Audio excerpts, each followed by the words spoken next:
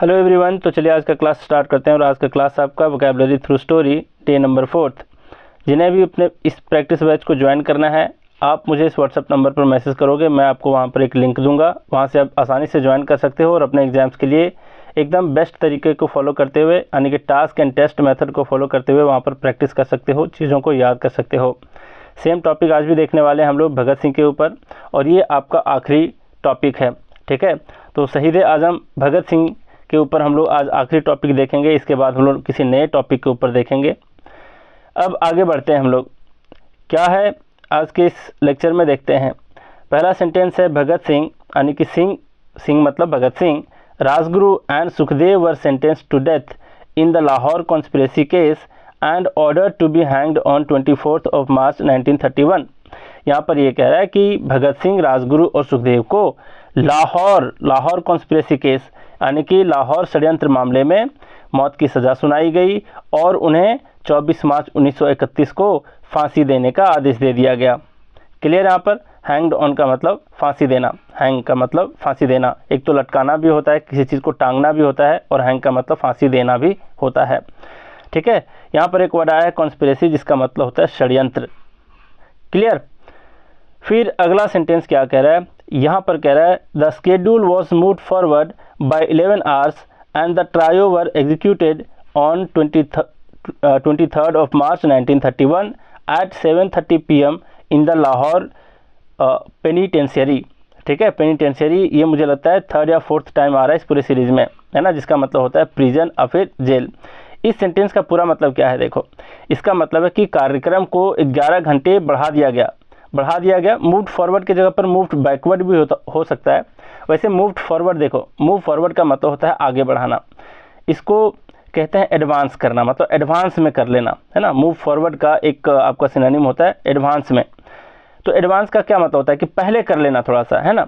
तो यहाँ पर ये कह रहा है कि कार्यक्रम को 11 घंटे पहले कर दिया गया या फिर आगे बढ़ा दिया गया, और तीनों को 23 मार्च 1931 को शाम 7:30 बजे लाहौर के जेल में फांसी दे दी गई।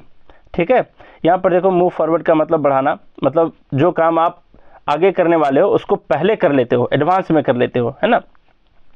तो 11 घंटे पहले कर दिया गया। ट्रायो का मतलब होता है ग्रुप ऑफ 3, है ना, ग्रुप ऑफ 3 को ट्रायो कहा जाता है। तो इसमें ट्रायो का मतलब है ये जो तीनों वीर हैं, भगत सिंह, राजगुरु और सुखदेव, इनके बारे में कहा जा रहा है ट्रायो। तो ट्रायो का मतलब होता है ग्रुप ऑफ 3। एग्जीक्यूटेड का मतलब क्या होता है, एग्जीक्यूटेड का मतलब होता है फांसी दे देना। क्लियर। और यहाँ पर पेनिटेंशियरी का मतलब होता है प्रिजन या फिर जेल। तो इसका क्या मतलब हुआ कि जो कार्यक्रम होना था, मतलब फांसी का कार्यक्रम जो रखा गया था, उसको 11 घंटे पहले कर दिया गया और तीनों को 23 मार्च 1931 के शाम 7:30 बजे लाहौर जेल में फांसी दे दिया गया। क्लियर यहाँ तक। फिर अगला सेंटेंस है it is reported that no magistrate at the time was willing to supervise Singh's hanging as was required by law. अब यहाँ देखो, यही तो है उनकी महत्ता, है ना, भगत सिंह की महत्ता, कि उनसे लोग बहुत, मतलब एक तो इंस्पायर्ड थे, बहुत ज़्यादा मोटिवेटेड थे देशभक्ति को लेकर के, और दूसरी बात कि जिनको आप अपना आदर्श मानने लगते हो ना, अगर उसको आपको फांसी देना पड़े और फिर मारना पड़े, आप नहीं मार सकते, है ना। आपकी जो रूह है वो कांप जाएगी, है ना। तो इसीलिए यहाँ पर कह रहा है कि ऐसा बताया जाता है, इट इज़ रिपोर्टेड दैट, ऐसा बताया जाता है कि no magistrate at the time was willing to supervise Singh's hanging, मतलब उनकी जो फांसी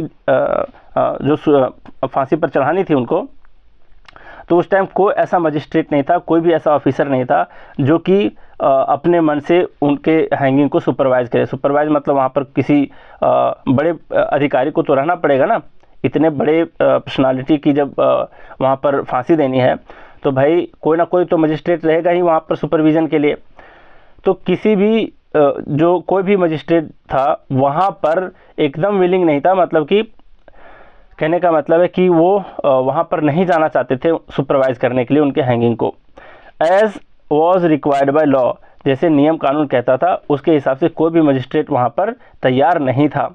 समझ गए। तो इसका मतलब है कि बताया जाता है कि इट इज़ रिपोर्टेड दैट, मतलब बताया जाता है कि उस समय कोई भी मजिस्ट्रेट भगत सिंह की फांसी की निगरानी करने के लिए तैयार नहीं था, जैसा क्या कानून के द्वारा अपेक्षित था, है ना, as was required by law. Next है आपका the execution was supervised instead by a judge named Nawab Mohammad Ahmad Khan Kasuri. अब देखो हमारे भी देश में कई गद्दार हुए हैं ना, जैसे पिछले क्लास में हम लोग देखे थे चंदन सिंह के बारे में। इसी तरीके से यहाँ और एक जज का नाम आता है। तो कहा जाता है कि जब कोई भी मजिस्ट्रेट रेडी नहीं था तो खुद एक जो जज थे है ना, जिसका नाम था नवाब मोहम्मद अहमद खान कसूरी, उसी ने सुपरवाइज़ किया उस एग्जीक्यूशन को, फांसी को। तो यहाँ पर कह रहा है कि फांसी की सज़ा की निगरानी नवाब मोहम्मद अहमद खान कसूरी नामक एक न्यायाधीश था है ना, उसने सुपरवाइज़ किया उनके एग्जीक्यूशन को, उनके फांसी को। क्लियर यहाँ तक। फिर यहाँ पर बोल रहा है सब्सिक्वेंटली मतलब क्या, इसके बाद है ना, फिर इसके परिणाम स्वरूप, फिर इसके बाद the prison officials breached a hole in the rear wall of the penitentiary, extracted the corpses. यहाँ पर समझो क्या कह रहा है कि उसके बाद क्या होता है, जब उनको फांसी दे दी गई तो उसके बाद क्या करता है, जो प्रिजन के ऑफिशियल हैं, ऑफिशियल कहने का मतलब जो अधिकारी लोग हैं, वो क्या करते हैं कि जहाँ पर बॉडी थी उनकी, उसके पीछे वाले वॉल में, रेयर वॉल का कहने का मतलब है कि पीछे वाला दीवार है ना, तो वहाँ पर एक होल बनाया गया। ब्रिज का मतलब होता है गैप बना देना है ना, ब्रिज का मतलब उल्लंघन करना भी होता है, ब्रिज का मतलब किसी दीवार में छेद करना भी होता है। तो वहाँ पर पिछले वॉल में क्या किया गया, छेद किया गया, और जेल के है ना, यहाँ पर पेनिटेंशियरी है मतलब जेल के पिछले दीवार पर एक होल बनाया गया। एक्सट्रैक्टेड द कॉर्प्सेस, यहाँ पर एक्सट्रैक्ट का मतलब है वहाँ से निकालना, द कॉर्प्सेस का मतलब है डेड बॉडी है ना, कॉर्प्सेस का मतलब डेड बॉडी। यहाँ पर बोल रहा है क्लैंडस्टाइनली, क्लैंडस्टाइन का मतलब होता है सीक्रेट तरीके से, क्लैंडस्टाइनली का मतलब होता है सीक्रेटली, मतलब गुप्त तरीके से। Cremated the trio under the veil of night outside Ganda Singh Wala village है ना, and then disperse the ashes into the Sutlej river approximately 10 kilometres from Firozpur. अब यहाँ पूरा क्या कह रहा है ये कि सब्सिक्वेंटली यानी कि इसके बाद जेल अधिकारियों ने जेल के पिछले दीवार में एक छेद किया और वहाँ से डेड बॉडी को निकाला, और गुप्त रूप से क्या किया, गंडा सिंह वाला गाँव है, एक गांव का नाम है गंडा सिंह वाला, उस गांव के बाहर रात के अंधेरे में तीनों का अंतिम संस्कार कर दिया है ना, तीनों का अंतिम संस्कार कर दिया। और फिर जो राख बच गया, उस राख को फिरोजपुर से लगभग 10 किलोमीटर दूर पर सतलज नदी में क्या किया, बहा दिया, डिस्पर्स कर दिया है ना। तो डिस्पर्स करने का मतलब है कि जैसे विसर्जन करना है ना, तो डिस्पर्स का मतलब विसर्जन करना भी होता है। वैसे डिस्पर्स का और भी मीनिंग है, जैसे छितराना, तितर बितर कर देना, इधर उधर छींट देना है ना, लेकिन डिस्पर्स का एक और मीनिंग है किसी जल प्रवाह में विसर्जन कर देना किसी चीज़ को। क्लियर। तो यहाँ पर कितने सारे वर्ड्स आए, सब्सिक्वेंटली, जिसका मतलब क्या होता है, इसका मतलब होता है उसके बाद, ठीक है। और ब्रीच का मतलब होता है किसी चीज़ का उल्लंघन करना, जैसे नियम कानून का उल्लंघन करना, लेकिन यहाँ पर ब्रीच का मतलब क्या है, किसी दीवार में छेद करना। रेयर का मतलब होता है पिछला, पोस्टीरियर वाला वॉल, पीछे वाला है ना। कॉप्स का मतलब होता है डेड बॉडी। क्लैंडस्टाइन का मतलब होता है सीक्रेट तरीके से। अंडर द व्हील ऑफ, इसको ध्यान रखना, एक ये फ्रेज आपका, तो अंडर द व्हील ऑफ का क्या मतलब होता है, जैसे बोलते हैं ना कि अंधेरे की आड़ में उसने उसके घर में चोरी हो गया है ना, चोरों ने लूट मचा दी है ना। तो की आड़ में एक सुने हो गए है ना कि अंधेरे की आड़ में, और फिर धर्म के नाम पर, धर्म के आड़ में लोग छुप करके ऐसे क्राइम करते हैं, तो ऐसा कहा जाता है ना कि इसके आड़ में, तो वही है अंडर द व्हील ऑफ का मतलब है कि किसी चीज़ के आड़ में, किसी चीज़ के नाम पर। तो यहाँ पर रात्रि के आड़ में उसने क्या किया, बॉडी को क्रीमेट कर दिया है ना, मतलब अंतिम संस्कार कर दिया। यहाँ तक क्लियर है बिल्कुल। और अंतिम संस्कार कर देने के बाद फिर राख को क्या किया गया कि फिरोजपुर से लगभग 10 किलोमीटर दूर पर सतलज नदी में प्रवाहित कर दिया। यहाँ तक बिल्कुल क्लियर है। नेक्स्ट बोल रहा है कि यद्यपि many of Singh's comrades as well as many Indian anti colonial revolutionaries, मतलब जितने सारे क्रांतिकारी थे उसके बारे में यहाँ पर कहा जा रहा है, और बहुत सारे उनके जो कॉमरेड्स थे, कॉमरेड्स तो बार बार आ चुका है ना, कॉमरेड का मतलब होता है उनके साथी सहयोगी, were also involved in audacious deeds. Audacious कहने का मतलब है साहसिक है ना, डीड्स कहने का मतलब है कर्म, डीड का मतलब कर्म होता है, आपके कारनामे होते हैं, तो उनके जितने सारे ऑडेसियस डीड्स थे, ऑडेसियस मतलब साहसिक जो कारनामे थे उसके बारे में कह रहा है। एंड वर ईदर एग्जीक्यूटेड और डाइड वायलेंट डेथ्स, या तो उन्हें भी फांसी की सज़ा दे दी गई, मार दिया गया, एग्जीक्यूटेड कर दिया गया, या फिर डाइड वायलेंट डेथ्स मतलब बहुत ही हिंसक तरीके से उनकी मौत हो गई। Few came to be lionised. Lionised कहने का मतलब क्या है कि बिल्कुल शेर की तरह उन्हें दर्शाया गया, है ना, शेरों की तरह दर्शाया गया। In popular art and literature as did Singh. यहाँ पर कह रहा है कि बहुत लोगों को, फ्यू केम मतलब बहुत कम, फ्यू केम मतलब बहुत कम को ही मतलब ऐसा आर्ट में, लिटरेचर में, बहुत पॉपुलर आर्ट में या फिर लिटरेचर में ऐसा जगह मिला कि उन्हें शेर की तरह दर्शाया गया, है ना, जिस तरीके से भगत सिंह को दर्शाया गया वैसे बहुत कम ही लोगों को दर्शाया गया हमारे इतिहास में, हमारे लिटरेचर में या फिर किसी पॉपुलर आर्ट में। Who is some time held as the Shaheed Azam, जिसका मतलब होता है ग्रेट मार्टायर, मतलब बहुत ही महान शहीद, है ना। तो हेल्ड करने का क्या मतलब है, यहाँ पर ध्यान देना। हेल्ड एज जब भी रहे तो इसका मतलब क्या होता है कि किसी को इस नाम से पुकारा गया, है ना, जैसे हेल्ड एज द शहीद आज़म, उन्हें शहीद आज़म कहा गया, है ना। तो हेल्ड एज का मतलब कहा गया, पुकारा गया, बुलाया गया, ऐसा कह करके। और अगर हेल्ड के बाद अगर आपका एक आ जाता है फ्रॉम, है ना, क्या आ जाता है, फ्रॉम अगर आ जाता है आपका, क्या पेन अच्छे से चल नहीं रहा है ना, फ्रॉम का मतलब प्रीपोजिशन। तो हेल्ड के बाद अगर प्रीपोजिशन फ्रॉम आ गया तो इसका मतलब होता है कहीं का निवासी होना, है ना। जैसे आप कह रहे हो कि you held from Lahore Pakistan, है ना, तो आप लाहौर पाकिस्तान से बिलोंग करते हो, वहाँ का आप नेटिव हो। तो हेल्ड के बाद अगर फ्रॉम आ गया तो इसका क्या मतलब है कि कहीं का नेटिव होना, वहाँ का निवासी होना। तो लास्ट वाला जो है ये क्या कह रहा है सेंटेंस पूरा, इसका मतलब अगर समझें इकट्ठे तो इसका मतलब होता है कि ऑल्दो, यद्यपि या फिर हालांकि भगत सिंह के कई साथ ही कई भारतीय उपनिवेश विरोधी क्रांतिकारी, है ना, यहाँ पर देख रहे हो एंटी कॉलोनियल रिवोल्यूशनरीज के बारे में कह रहा है, मतलब बहुत ऐसे उपनिवेश मतलब वही कॉलोनियल वाला मैं फर्स्ट वीडियो में ही बता चुका था, है ना। तो उसके जो विरोधी क्रांतिकारी थे वो भी साहसिक कार्यों में शामिल थे और या तो उन्हें एग्जीक्यूट कर दिया गया, मतलब फांसी दे दी गई, या वे हिंसक मौतों के शिकार हो गए। लेकिन कुछ ही लोगों को लोकप्रिय ऐसे पॉपुलर आर्ट मतलब लोकप्रिय कला और साहित्य में यानी लिटरेचर में उतना सम्मान मिला जितना भगत सिंह को मिला, है ना, जिन्हें कभी कभी हम शहीद आज़म भी कहते हैं, जिसका मतलब होता है महान शहीद। क्लियर यहाँ तक? तो मुझे लगता है पूरा इसका मीनिंग क्लियर है। अब वन बाय वन हम लोग सारे वर्ड्स के क्या देखने हैं, मीनिंग देखने हैं, और हमें क्या करना है, इसका सिनोनिम्स को याद करना है। देखो, कॉन्स्पिरेसी का मतलब होता है साजिश या फिर षड्यंत्र, है ना। एक बहुत ही बड़ी घटना घटी थी, कौन सी घटना, जिसको कहा जाता है लाहौर कॉन्स्पिरेसी केस, है ना। तो वही कह रहा है यहाँ पर, कॉन्स्पिरेसी मतलब साजिश और षड्यंत्र। इसका एक सिनोनिम होता है कैबल, है ना, तो ध्यान रखना कैबल, कैबल का मतलब भी होता है कॉन्स्पिरेसी। ये इंपॉर्टेंट वर्ड ही मैं यहाँ पर लिया हूँ ताकि अगर इससे कहीं पूछ लिया जाए तो आप बता पाओ। तो कैबल का मतलब भी होता है कॉन्स्पिरेसी यानी साजिश या फिर षड्यंत्र। प्लॉट भी इसको बोलते हैं, है ना, सिंडिकेट भी बोलते हैं, षड्यंत्रकारियों को सिंडिकेट भी कहा जाता है। तो ये सारे वर्ड्स को ध्यान रखना, केबल, प्लॉट, सिंडिकेट, कॉन्स्पिरेसी आपस में सिनोनिमस हैं। मूव फॉरवर्ड का मतलब आगे बढ़ाना या फिर पहले कर लेना, है ना, एडवांस में कर लेना। ट्रायो का मतलब होता है ग्रुप ऑफ थ्री, एक और इसका सिनोनिम है ट्रायड, है ना। तो ट्रायड को भी ध्यान रखना, ट्रायड या फिर ट्रायो सिनोनिम्स हैं जिसका मतलब होता है group of three people. Executed का मतलब होता है मार डाला फिर फांसी दे दिया गया। न्यूट्रलाइज्ड भी बोलते हैं, कई बार आप न्यूज़पेपर में देखोगे न्यूट्रलाइज्ड कर देना, है ना। बम्प्ड ऑफ, ये पहले भी देख चुके हैं, इसका मतलब मार देना। पेनिटेंशियरी पहले देख चुके हैं, जिसका मतलब जेल होता है, प्रिजन होता है। सब्सिक्वेंटली का मतलब कंसिक्वेंटली भी होता है, तत्पश्चात भी होता है, बाद में होता है इसका मीनिंग। देयर आफ्टर बोल सकते हैं, आफ्टरवर्ड्स बोल सकते हैं।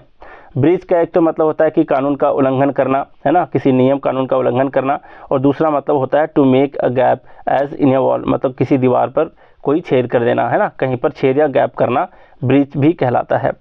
नेक्स्ट है आपका रेयर। रेयर का मतलब होता है, रेयर का मतलब होता है पिछला, है ना, पीछे वाला, से फ्रंट का अपोजिट कह सकते हैं इसको, है ना। डॉर्सल, डॉर्सल का मतलब भी होता है पीछे वाला। एफ्ट, ये भी ध्यान रखना, 3 ही लेटर का वर्ड है लेकिन इसको ध्यान रखना। आप लोग मुझे कमेंट में बताओगे एप्ट का मतलब, है ना, एप्ट, APT, एप्ट का क्या मतलब होता है। और यहाँ पर एफ्ट, तो एफ्ट का मतलब भी होता है पीछे वाला। पोस्टीरियर जिसको कहते हैं ना, इंटीरियर पोस्टीरियर आप लोग ग्रामर में पढ़े होगे, खास करके प्रीपोजिशन वाला चैप्टर में। फिर यहाँ पर कॉप्स, कॉप्स का मतलब होता है डेड बॉडी। और यहाँ पर एक बहुत ही स्टैंडर्ड वर्ड है जो है कैडेवर, है ना, कैडेवर का मतलब भी होता है डेड बॉडी। तो कैडेवर जल्दी से याद नहीं रखते बच्चे, तो मैं आपसे यही कह रहा हूँ कि ये वाला वर्ड पे विशेष करके आप फोकस करके ध्यान रखना, कैडेवर। और एक इसके पहले एक वर्ड आया था कैबल, है ना, कैबल का मतलब भी क्या होता है आपका कॉन्स्पिरेसी। तो ये दोनों वर्ड को ध्यान में आपको रखना है, कैबल और कैडेवर। फिर है क्लैंडस्टाइनली, क्लैंडस्टाइनली का मतलब होता है सीक्रेटली, गुप्त रूप से, छुप करके, है ना। सीक्रेट को क्लैंडस्टाइन भी बोला जाता है। जब मैं आपको एसपी बख्शी वाला सीरीज पढ़ा रहा था तो क्लैंडस्टाइन एक वर्ड आया था, उस टाइम मैं आपको बताया था कि किस तरीके से मैं एक पोएम लिखा था जिसमें क्लैंडस्टाइन का एक वर्ड डाला हुआ था, है ना। तो अभी भी याद आ गया कि मैं ऐसा पढ़ाया हूँ आपको पहले भी। और इसका जो सबसे स्टैंडर्ड जो कह सकते हो कि जो एग्ज़ाम में पूछा गया है कई बार सिनोनिम, तो इसको ध्यान रखना, सरप्टिशियस, है ना। सरप्टिशियस का मतलब भी होता है सीक्रेट, और सरप्टिशियसली का मतलब होता है क्लैंडस्टाइनली, यानी सीक्रेटली, गुप्त रूप से या फिर छुप करके। तो सरप्टिशियस को भी ध्यान में रखना है। अंडर द व्हील का मतलब मैं बता दिया, अंडर द व्हील ऑफ का मतलब की आड़ में, है ना। डिस्पर्स का मतलब एक तो छितराना होता है, इसका मीनिंग तितर बितर कर देना होता है, इधर उधर छींट देना होता है ना। लेकिन यहाँ पर डिस्पर्स का मतलब होता है विसर्जन कर देना। फिर ऑडेसियस का मतलब साहसी, यानी कि इंसोलेंट, इम्पर्टिनेंट, इम्प्यूडेंट, ये सारे क्या हैं, इसके मीनिंग है साहसी के। और ये तीनों वर्ड आपके एसपी बख्शी वाले सीरीज़ में किसी एक ही वर्ड का सिनोनिम में हम लोग देख चुके हैं। अच्छा, फिर से मैं एक आपको कन्फ्यूजिंग वर्ड बोलने वाला हूँ जो कि आपको कमेंट में मुझे बताना है कि उसका मीनिंग क्या होता है। कई बार बता चुका हूँ एसपी बख्शी वाले सीरीज़ में।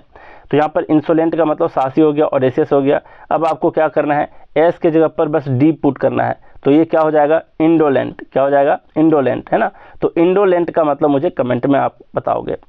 फिर यहाँ पर डीड का मतलब होता है कारनामे, है ना। डीड्स का मतलब कारनामा, कारनामे, और डीड का मतलब दूसरा मीनिंग कर्म, एक ही बात है ना। जिसको फियाट भी बोलते हैं, फीट भी बोल सकते हो। अलग अलग कंट्री में अलग अलग तरीके से प्रोनाउंस करते हैं। हम इंडियन हैं, हम अपने तरीके से प्रोनाउंस करेंगे। प्रोनाउंसिएशन पर यहाँ पर कुछ लेना देना आपके एग्जाम में है नहीं। तो फियाट बोलो, फीट बोलो, एक ही बात है, जिसका मतलब कर्म होता है, कारनामे होता है। एक्ट भी बोल सकते हो। फिर हेल्ड एज, जब भी हेल्ड के बाद एज, अच्छा हेल्ड के बाद अगर एज ना हो, हेल्ड के बाद अगर फ्रॉम ना हो, सिंपली आपका हेल्ड हो, तो इसका मतलब क्या होता है, किसी को जोर से पुकारना, किसी को जोर से बुलाना, है ना। जैसे आप टैक्सी वाले को बुलाते हो, है ना, तो आप कह सकते हो कि आप उसको हेल्ड कर रहे हो, तो ना वहाँ पर एज होगा ना वहाँ पर फ्रॉम होगा।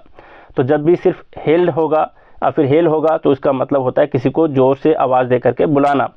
अगर हेल्ड के बाद एज हुआ तो इसका मतलब है किसी व्यक्ति का वहाँ पर जिक्र होगा जिसको ऐसा कह करके, ऐसा उपनाम से बुलाया गया, ऐसा कह करके बुलाया गया, पुकारा गया, कहा गया इतिहास में, है ना।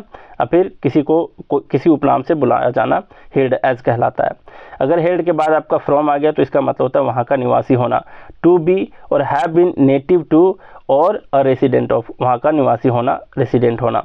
क्लियर। तो हेल्ड के बारे में हम लोग सारे एस्पेक्ट जो जितने थे देख लिए। यहाँ पर क्या है, प्रीवियस डे के हम लोग क्वेश्चन का आंसर देखेंगे। यहाँ पर है पेनिटेंशियरी, आज भी ये वर्ड को हम लोग देखें। यहाँ पर स्कूल है नहीं, हॉस्पिटल नहीं, पार्क नहीं, जेल, इसका आंसर है जेल, आपका 3rd नंबर ऑप्शन।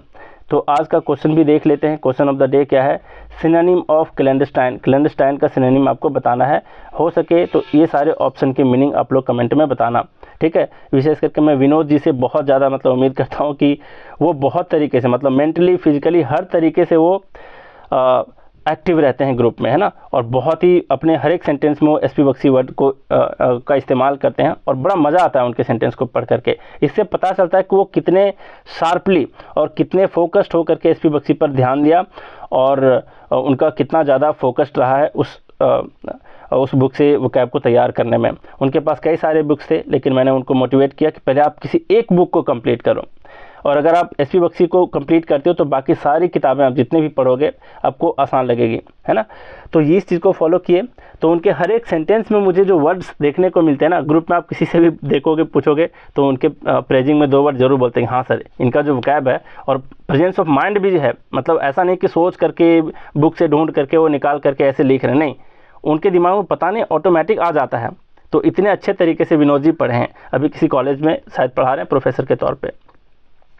तो यहाँ ध्यान देने वाली बात है कि क्लैंडस्टाइन जो है इसके सिनोनिम के साथ साथ ये चारों ऑप्शन की मीनिंग आपको क्या करना है, कमेंट में बताना है। इससे आपका क्या होगा, मेंटली फिजिकली दोनों तरीके से आप प्रिपेयर्ड रहोगे तभी लिखोगे वहाँ पर, है ना।